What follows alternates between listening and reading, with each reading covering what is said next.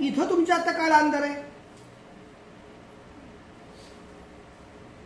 तुम्हाला स्वप्न जे दिसतंय ना ते डोळ्याने दिसतंय, अंतर्मुख अवस्थेत दिसतं. जागृती, स्वप्न, सुषुप्ती, सद्गुरू. जागृती, स्वप्न. स्वप्न तुम्ही जागृत अवस्थेमध्ये आहे, सुषुप्तीमध्ये सद्गुरू अवस्था येते. दोन डोळ्यांना स्वप्न दिसतं. ब्रह्म तुमचं जे आज्ञाचक्र आहे या ठिकाणी साधना तुम्ही जशी जशी पूर्ण करत जाल ती साधना वेगळी आहे. तसं तसं तुम्हाला आकृती स्वरूप तयार होतील की अगदी तुमची कुठली इष्टदेवी आहे ती उभी राहील, देव येऊन उभा राहील, पिशाची उभी राहतील, वाटतं देऊन उभं राहील. चर्चा करायची नाही, चर्चा फक्त गुरुजी करायची.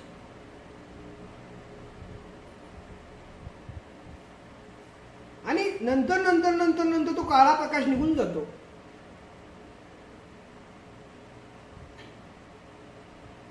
आणि पुढे घडणाऱ्या घटना तुम्हाला अगोदर दिसायला लागतात. आत्मसाक्षात्कार पुढे घडणाऱ्या घटना आहेत. 40 वर्षांनी काय होणार आहे मग आज कळणार. शेताची येणारी पीठ मागायला येणार आहे मग आज कळणार. 40 वर्षांनी ती म्हणणार मला पीठ देता का थोडंसं.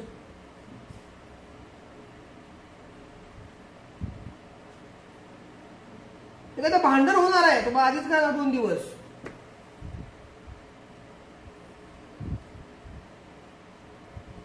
घडणाऱ्या चांगल्या किंवा घडणाऱ्या वाईट घटनाची तुम्हाला अगोदर जाणीव होणार आत्मसाक्षात्कारात.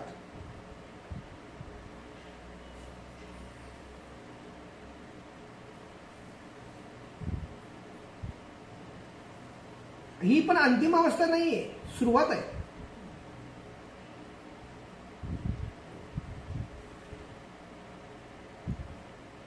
तीही शक्ती, तीही सिद्धी आहे.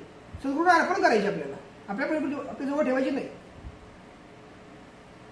गुरुंना काय सांगायचं त्यावेळेस सद्गुरूंना की जिथं माझी गरज आहे तेवढंच मला ज्ञान द्या. त्याचबरोबर बसलाय आणि भावना सुरू झाले सांगा. साधनेत लक्ष लागणार नाही. मनुष्य त्यात गुंतला जातो. परत उद्या कोण येणार आहे, परवा, पण रोजचं कर्म आहे ना. उद्या कोण येणार आहे, परवा कोण येणार आहे, तेव्हा कोण येणार आहे, सगळे संकेत मिळायला लागतात.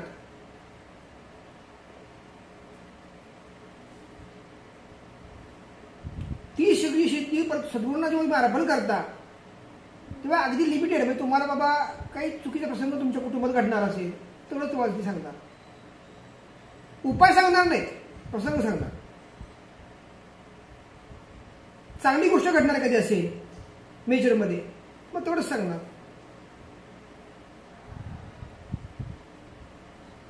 लक्षात येतं.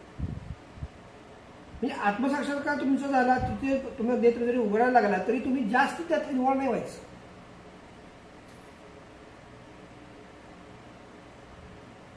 सद्गुरू आपले मूळ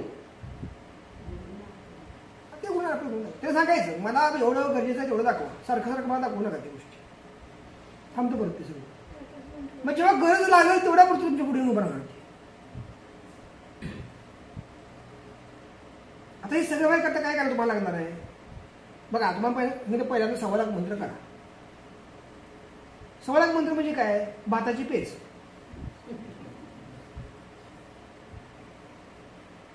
काय कळलं? 1.25 लाख मंत्र म्हणजे भाताची पेच. हा हलका नाही नुसतं पाणीच होते. तुम्ही म्हणता 1.25 लाख मंत्र भाताची पेच. पुरुषांना म्हणजे काय, शिलखत आहे तुमच्या बॉडीला. जसं कवच होती, कवच दुर्गा कवच, शिव कवच है ना, है ना, पण ते कवच आहे. काळभैरव कवच अष्टक असेल त्यामध्ये. ते कवच म्हणजे काय, नाथांचं पुरुष शरीर. निरोगी शरीर. 1.25 लाख मंत्र झाला.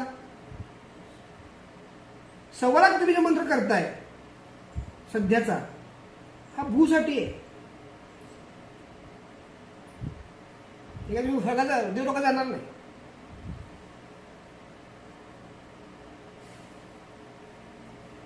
सव्वा लाख मंत्र केला, नाथांचं पुरुषरण केलं, शिरकत मिळालं तुम्हाला, निरोगी शरीर. आता होतं काय, जास्त जवळची माणसं तुमची असतात आणि तुम्हाला सवय असते ना मिठ्या मारायची. मग त्यांचं कर्म तुम्ही स्वतःकडे घेता. मग ते कापायसाठी पण तुम्ही अनुभव घेता.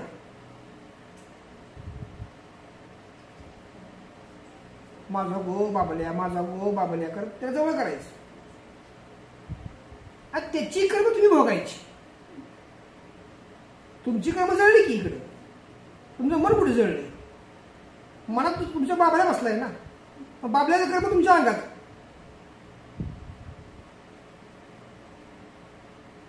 या स्टेप मधनं जायसाठी दीक्षा आहे. तुम्ही देवता अनुकूल करून घेतली. देवता अनुकूल कुणाला, तुम्हाला का बाबल्याला झाली, तुम्हाला झाली, पण वापर तुम्ही बाबल्या करताय. पण तुमची जी एनर्जी आहे ती खर्ची त्याच्यासाठी पडली, पण त्याची कमी तुमच्याकडे आली.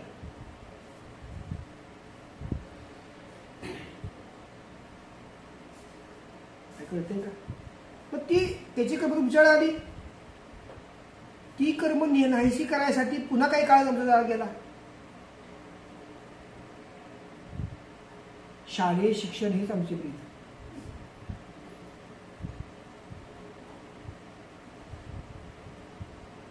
असा काही काळ गेला वर्षांचा. आपले समजून घ्या, निरोगी शरीर असल्याशिवाय पुढच्या अवस्था प्राप्त होत नाहीत.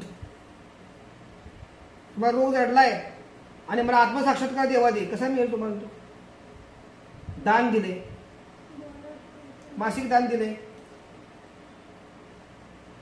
10% दिले, अभिषेक दिलेत, निगेटिव्ह फोर्स निघून जातोय, पॉझिटिव्ह फोर्स वाढतोय, निगेटिव्ह फोर्स निघून जातोय, पॉझिटिव्ह फोर्स वाढतोय. ओके. ज्याला प्रश्न, ज्याला दुःख आहे त्या गुरुमार्ग दाखवा. कामकाज काय तुम्ही त्यात हात घालू नका. आई असू, बहीण असू, भाऊ असू, पती असू, पत्नी असू, मुलगा असू, कुणी पण असू, कर्मात हात घालू नका. मार्ग दाखवा. प्रत्येकाची उदी वेगळी आहे बघा तुम्ही. प्रत्येका उदीची पुडी वेगळी आहे, प्रत्येका दोरा वेगळा आहे, प्रत्येकाचा आसन वेगळा आहे, प्रत्येकाची साधण्याची झांज वेगळी आहे, आरतीची. प्रत्येक गोष्टी वेगळ्या दिल्यात. का दिल्यात? कर्मात कोणाच्या हात नाही घालायचा.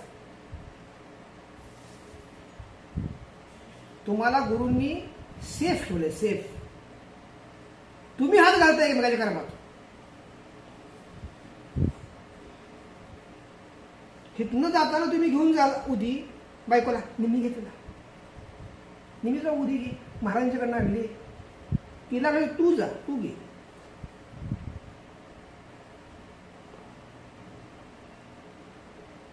ज्याला अन्नाची गरज आहे त्यानं, भुकेची गरज, त्याला अन्न मागते का नाही?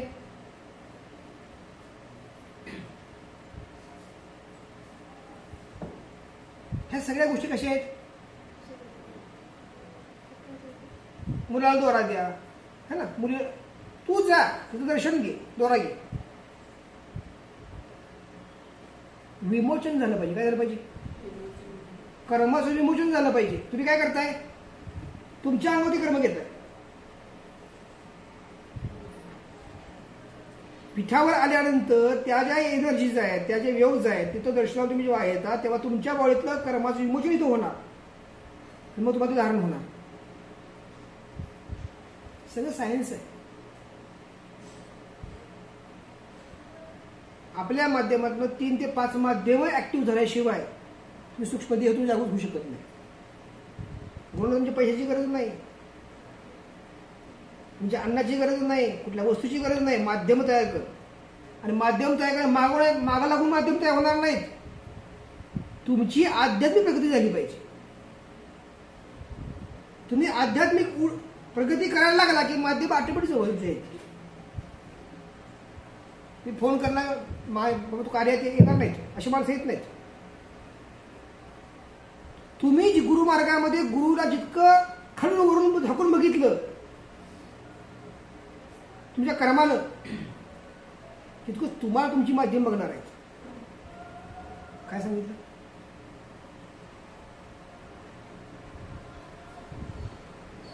तुम्ही गुरूंच्या जितक्या परीक्षा घेतल्या आयुष्यात तितक्या परीक्षा तुमच्या ती माध्यम घेणार. सुट्टी नाही कुठे. तुम्हाला काय वाटलं? आपण गुरुमार्गामध्ये सरळ मनानं आलो का? हे खरे गुरु आहेत का? हे खोटे गुरु आहेत का? हे काम करतील का? हे मला आणून काय देतील का? माझं कल्याण करतील? किती प्रश्न आहेत ना. तुम्ही माध्यम आणताना ते सगळे प्रश्न त्याच्या डोक्यात सगळे येणार परत की हा खरा आहे का? तुम्ही ज्या वास्तविकतेने गेलाय तुमच्या जीन्सनुसार ती माध्यम तयार होतात.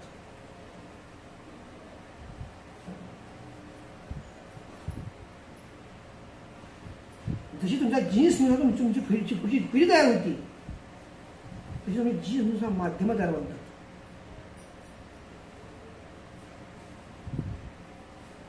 म्हणून तुमच्या माध्यमातून माध्यम यासाठी तुम्हाला कालावधी द्यायला जातो.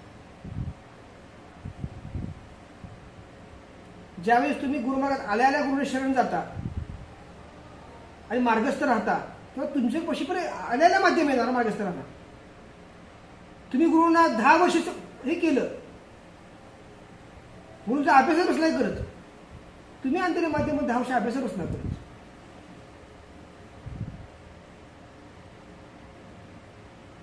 काय कळलं? अहो आई वडिलांच्या सवयीच मुलाकडे येणार ना. अशी म्हण आहे की त्या स्त्रीनं बाळंत होताना ज्या व्यक्तीकडे तिची नजर असती तसा पुरुष किंवा स्त्री म्हणून मुलगी घडती. पोटातला पोट तसं घडतं. तुमची जी दिवास्वप्न आहेत तुम्ही जे माध्यम आणाल त्याच पद्धतीने राहत.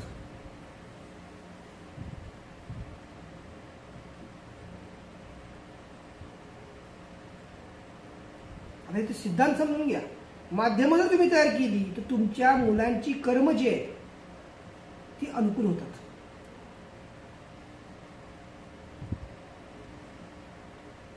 तुमच्या मुलांजवळ जे आघात आहेत ना दुःख जे आहे त्याचं कारणीभूत तुमची कर्म आहेत.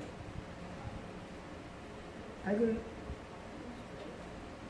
तुमची मुलं सुखी आहेत का त्याला कारणीभूत तुमची कर्म आहेत. तुमची मुलं दुःखी आहेत का त्या कारणीभूत तुमची कर्म आहेत.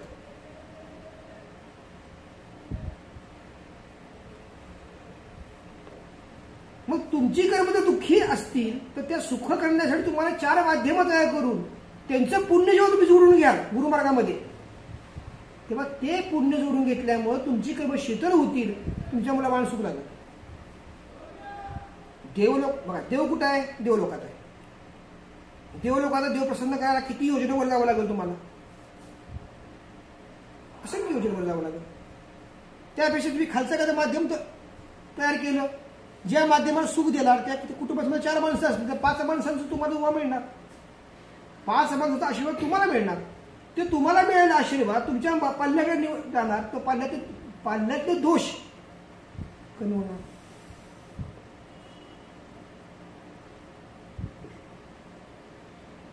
देव स्वतः जवळचं काहीही देत नाही. काय सांगितलं?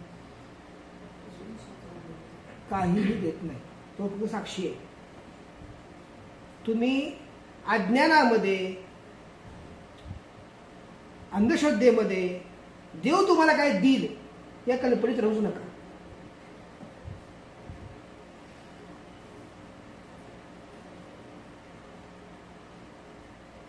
तुम्ही स्वयंपाक केला तुमचं पोट भरलं, नाही केला उपाशी राहा.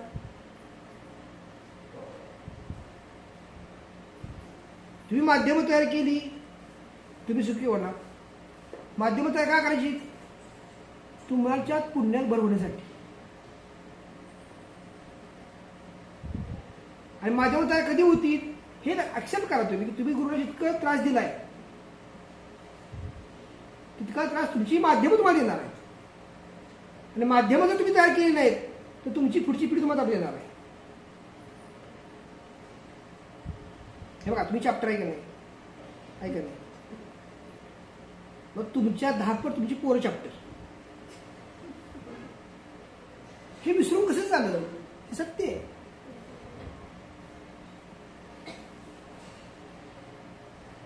मराठीमध्ये एक म्हण आहे, काटा जिरवणे. काय म्हण आहे? तुमचा काटा जिरवायचं काम तुमचे अपत्य करतात. तुम्ही जगात पुन्हा शरण जाणार नाही, पण पोरा पुढे तुमचं काही चालणारच नाही. तिथं काटा जिरतो.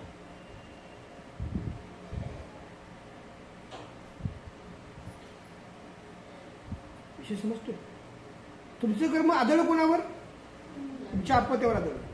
आता अपत्याचं कर्म, अपत्याला त्रास होऊ नये, त्याचं जीवन सुखी समाधानातून जावं म्हणून तुम्हाला पुढनं जोडून त्याला द्यावं लागणार आहे. त्याकरता माध्यम मला जोडून घ्यायची.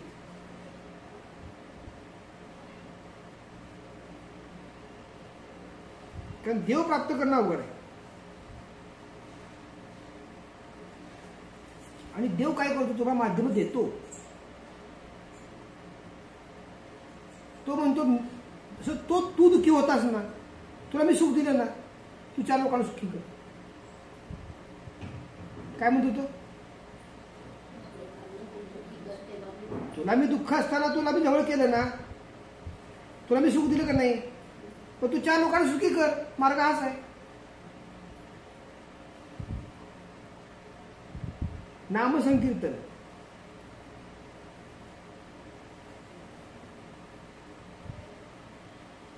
लोकांचा गैरफायदा जर तुम्ही घेतला तर तुमची मुळे तुमचा गैरफायदा घेणार. लोकांना तुम्ही सुख द्यायला लागला, मार्गदर्शन केलं, तुमची मुलं तुमच्या अंडर कंट्रोल राहणार. त्यांना जे सुखसोयी पाहिजे सगळ्या मिळणार.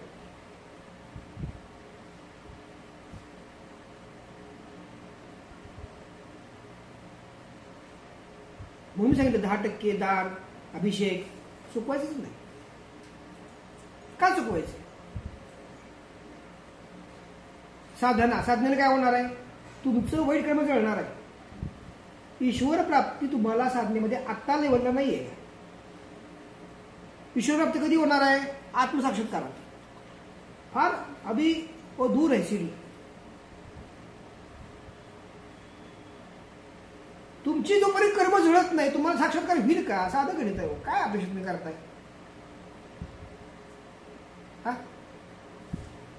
डोळे बंद केले की तुमच्या वासना जागृत होत आहे आणि अपेक्षा करता देव समोर उभा राहावा. कसा राहील तो?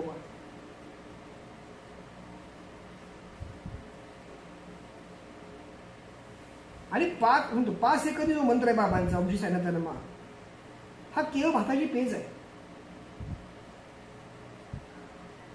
काय सांगतोय? केवळ तुम्हाला एक परमार्थाच्या गोडी लागावी म्हणून दिलेला मार्ग आहे तो मंत्राचा. तो अंतिम नाहीये.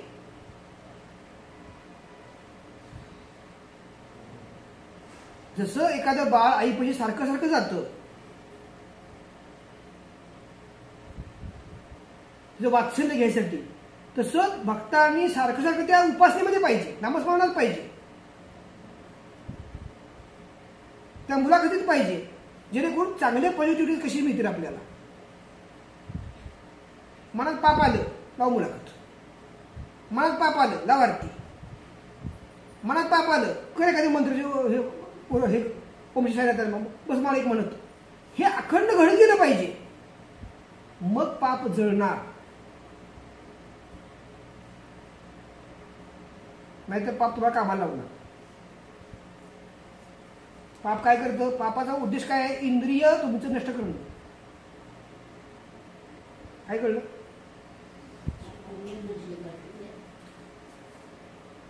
पापाचं काम काय? इंद्रिय नष्ट करणं.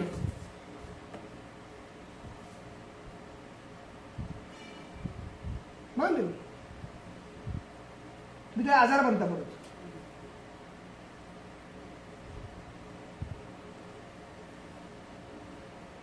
लक्षात आलं का? पहिलं तुम्ही प्रेम व्यक्त कशाला करता? प्रेम व्यक्त डोळ्यानं करता. कशाला करता? डोळ्यानं. त्या डोळ्यानं तुम्ही वासना व्यक्त करता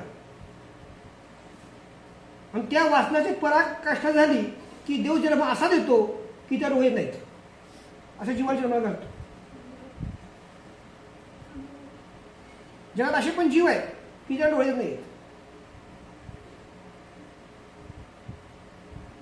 ती अवस्था कधी मी ती डोळ्याने पाप करून करून करून इतकं होतो डोळ्याचं तयार की देव म्हणतो तर तू डोळ्यात कधी उपयोग नाही ना, पाप करतो तू, डोळे काय तू असा जन्म घे पृथ्वीवर जाऊन की तो डोळे नसतो.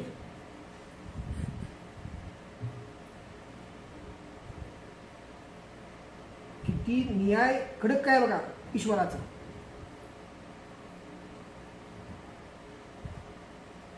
जे इंद्रिय तुम्ही पापाच्या कामाला लावाल, हा सुधारणा केली तर ठीक आहे, या जन्मात चुकलाय ना हरकत नाही, पण सुधार. तीच परत तुम्ही पुनरावृत्ती केली, सुट्टी नाही.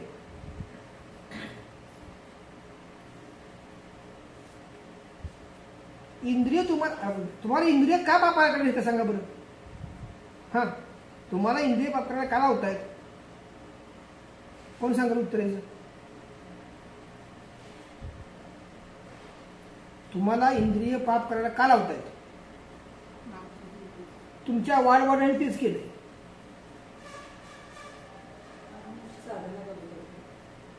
ते जे वाढवाढीलाने केलंय ते हॉर्मोन्स तुमच्याकडे नाही का आले?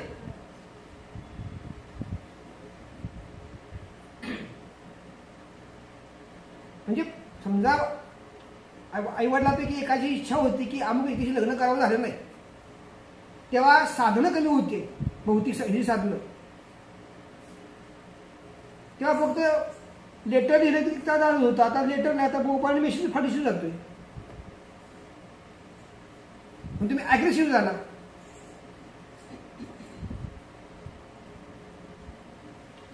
तो जो हार्मोन्स तुमच्या त्यांच्या बॉडीतला जो होता, तुमच्या बॉडीत अनएक्टिव्ह जास्त झाला, दोष वाढले.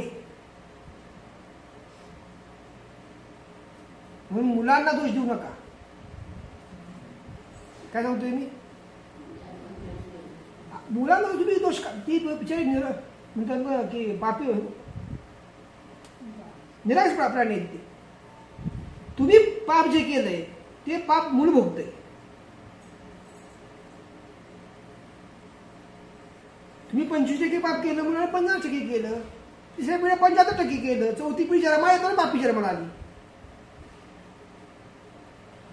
आणि 5वी पिढी जन्माला झालेली. पिढ्या संपल्या. काय कळलं? गुरुमार्गात येणं, दीक्षा घेणं म्हणजे काय? पाप जाळणं.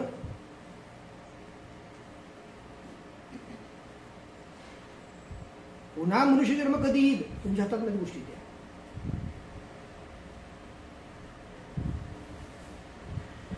फॉर्म्युला तुम्ही समजून घ्या. तुम्ही 25% पाप केले ना, मुलं 50% करणार. बघा, तुम्ही सन्मार्ग 25% केलाय का? सन्मार्ग मुलं 50% करणार. नुसतं पापच नाही. तुम्ही भक्ती 25% केलीय का? मुलं 50% करणार. नातवंड 75% करणार.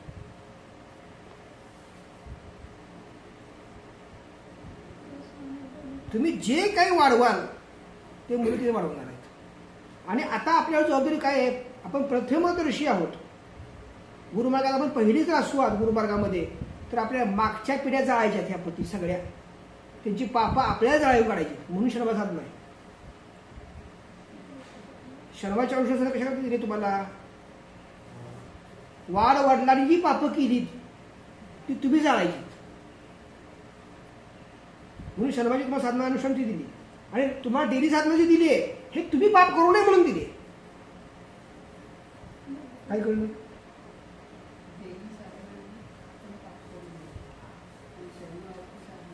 वाढ वडिलांनी पापं केलीत, ऍक्सेप्ट आहे सगळं ते. त्यांची पापं जाळायचं काम तुम्ही करताय.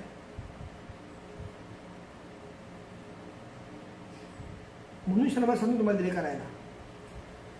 नाही तुम्ही केली, पुढच्या पिढ्या मायनसमध्ये ॲडव्हान्स जाणार. पण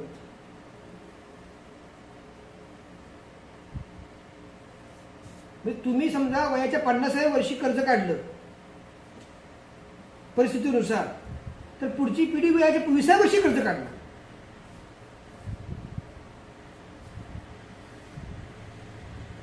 आणि तिसरी जी पिढी जन्माला येईल ते रस्त्यात मागतच जन्माला येणार. अल्लाह के नाम पिढी ते बघा म्हणत. पाप वाढलं, पुण्यही वाढणार आहे, पापही वाढणार आहे.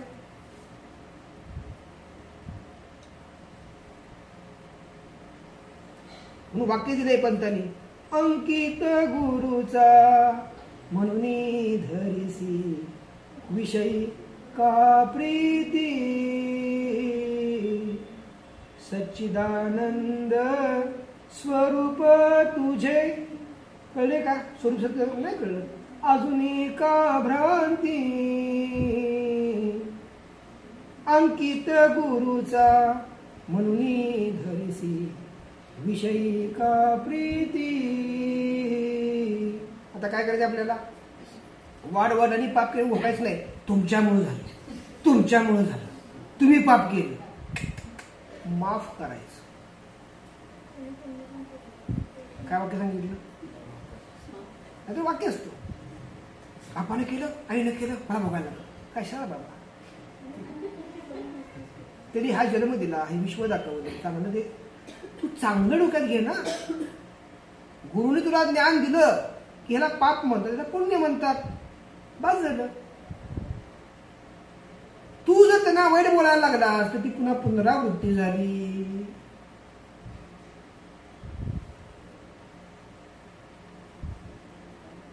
आई वडिलांना बोलायचा अधिकार पाल्यांना नाही. माता न कुमाता पुत्र भले कुपुत्र. वडील पापी असू दे, आई पापी असू दे, त्यांना बोलायचा अधिकार पाल्यांना नाही. हे विश्व त्यांच्यामुळे मिळाले, ही जाणीव सदैव स्मरणात पाहिजे. आणि यासाठी सुंदर वाक्य सांगतो. ज्या वेळेस रावणाने सांगितलं इंद्रजिताला की तू रामाला मारायला जा, राम लक्ष्मणाला, सुंदर वाक्य वापरलं इंद्रजितानं वडिलांना, मी माघारी येणार नाही. मला समजलंय की ते देव अवतार आहे, पण तुमची आज्ञा ही शीर्षबंदी आहे. मृत्यूला आमंत्रण घेईन, माघारी नाही येणार. किती मोठा त्याग केला इंद्रजितानं. हेच वाक्य वापरलं कोणी कुंभकर्णाने. भाऊ आहे, तो भाऊ होता ना, त्याने विनंती केली आधी रावणाला, नको रावण, म्हणजे तू चुकीचं करतोयस. हे एका स्त्रीच्या हट्टापायी, एका मोहापायी तू सगळ्या राज्याचा नाश करायला निघालायस. तर रावणाने शब्द वापरला, तुला मी पाहिजे का राम पाहिजे? मला म्हणलं तू पाहिजेस. राम हा काय मला माहित आहे,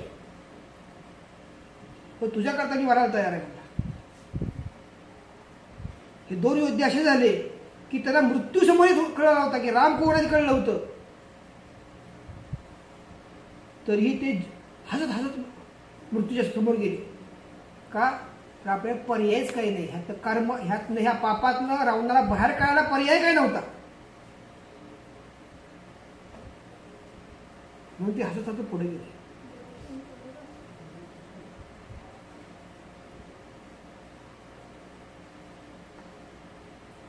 विषय समजतोय का? गुरुमार्ग म्हणजे काय आहे? तुमचं शुद्धीकरण आहे. गुरुमार्ग म्हणजे काय? तुमचं शुद्धीकरण, तुमच्या कुटुंबाचं शुद्धीकरण, जीवाचं शुद्धीकरण. आणि तुम्ही देवाला किती नारळ फोडले आणि माझ्या मुलाचं कल्याण कर म्हणलं तर होणार नाही. ते तुमच्यात बदल करा.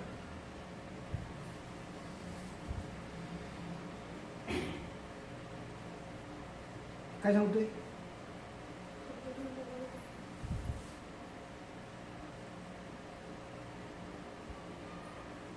स्वतःचा बदल केला म्हणून बदलणार. स्वतः बिघडला वर बिघडणार.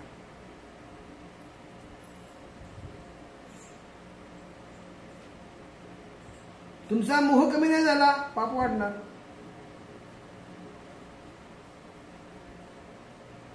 आणि तुम्हाला गुरु असं काय गुरुने असं काय टोकमचं ओझं ठेवले अर्धा तास सांग ना रोजची